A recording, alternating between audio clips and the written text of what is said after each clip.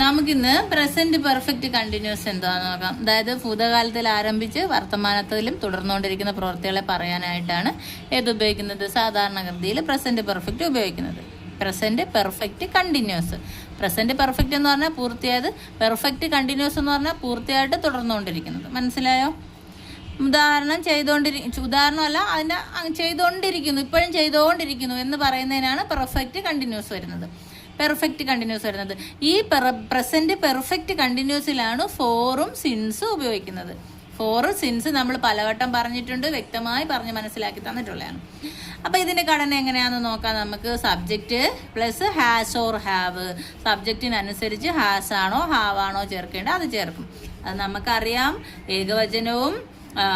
ഏകവചനമാണെങ്കിൽ ഹാസും ഐയുടെ കൂടെയും ബഹുവചനത്തിൻ്റെ കൂടെ ഹാവ് ഉപയോഗിക്കും സബ്ജക്റ്റ്. പിന്നെ എന്ത് ചേർക്കണം? ഇതിൻ്റെ ഏതെങ്കിലും ഒന്ന് ചേർത്തിട്ട് ബീനും ചേർക്കണം, വെർബിൻ്റെ ING ഫോമും ചേർക്കണം, ബാലൻസും. അപ്പം സബ്ജക്റ്റ് ഹാസ് ഓർ ഹാവ്, സബ്ജക്റ്റിനനുസരിച്ച് ഹാസ് ആണോ ഹാവ് ആണോ ചേർക്കേണ്ടത് അത് ചേർക്കും. പിന്നെ ബീൻ കൂടി ചേർക്കുക, എപ്പോഴും ചേർക്കും. പിന്നെ വെർബിൻ്റെ ING ഫോം, വെർബ് വർക്കിംഗ് പറഞ്ഞില്ലേ. പിന്നെ ബാലൻസ്. ഉദാഹരണം നോക്ക്. സബ്ജക്റ്റ് ഐ സബ്ജക്റ്റ് വന്നുകൊണ്ട് ഇവിടെ ഹാസ് അല്ല ഹാവ് ആണ് ഉപയോഗിക്കുന്നത്. അപ്പം ഐ ഹാവ് പിന്നെ ബീൻ ചേർത്ത് എഴുതണം. I have been. വെർബിൻ്റെ ING ഫോം വാച്ചിങ്. എന്താണ്? ദിസ് മൂവി, ഈ മൂവി ഫോർ 1 hour, 1 മണിക്കൂറായിട്ട്. ഇവിടെ സിൻസും ഫോറും ഈ ടെൻസ് ഉപയോഗിക്കുമെന്ന് പറഞ്ഞു. ആ 4 ആണ് ഇവിടെ.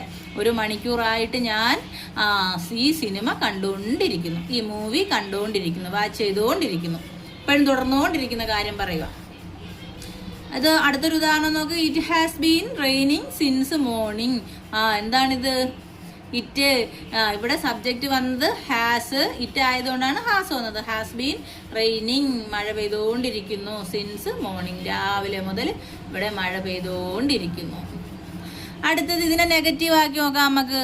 നെഗറ്റീവ് ആക്കാൻ എന്ത് വേണം? ഒരു നോട്ടും കൂടെ ചേർത്താൽ മതി. ഹെൽപ്പിംഗ് വെർബിൻ്റെ കൂടെ നോട്ട് ചേർത്താൽ മതി. Subject plus has or have plus not, പിന്നെ ബീൻ ചേർക്കാൻ മറക്കല്, വെർബിൻ്റെ ING മറക്കരുത്, ഇത്രയും ചേർക്കണം. അങ്ങനെ വരുമ്പോൾ നെഗറ്റീവ്. ചെയ്തില്ല അല്ല ഇല്ലെന്ന് പറയാം. ഐ ഹാവിൻറ്റ് ബീൻ വർക്കിംഗ്, ഞാൻ ജോലി ചെയ്തുകൊണ്ടിരിക്കുക ആയിരിക്കില്ല, ജോലി തുടർന്നുകൊണ്ടിരിക്കുക ആയിരിക്കില്ല. മനസ്സിലായോ? ഇനി അതിനെ നമുക്ക് ക്വസ്റ്റ്യൻ ആക്കി എഴുതുന്നത് നോക്കാം. ഹാസ് ഓർ ഹാവ് ചേർക്കും ആദ്യം, ഹെൽപ്പിംഗ് വെർബ് ആദ്യം ചേർക്കും, സബ്ജക്റ്റ് പിന്നെ ബീനും വെർബിൻ്റെ ING ഫോം എഴുതും. അങ്ങനെയാണ്. എന്നിട്ട് ക്വസ്റ്റ്യൻ മാർക്കും ചേർക്കുവേ.